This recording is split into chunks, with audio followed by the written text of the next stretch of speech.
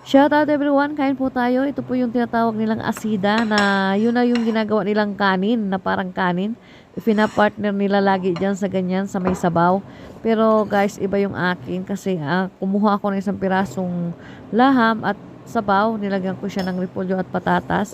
So style laga siya para masarap. So ang kanin ko yan, yung arinang nagpakulo lang ng tubig at lagyan ng konting asin, tapos hinalo yung arena. Ang tawag din sa arena yan ay Australia o kaya arena ng Dubai daw. Yun ang So sa loob ng 8 taon ko at 4 na buwan dito at na-adapt ko na rin yung kanilang pagkain. Nakain na po ako ng mga pagkain nila guys. So ayan. Shout out sa lahat, sa kapwa ko kadama. Shout out sa atin. Good luck sa Ramadan 2024. Nawa malampasan natin ang isang buwan na pagpupuyat at ang isang buwan na maraming gawain. So, shout out sa atin at good luck. Thank you so much for watching. I love you all and God bless you all.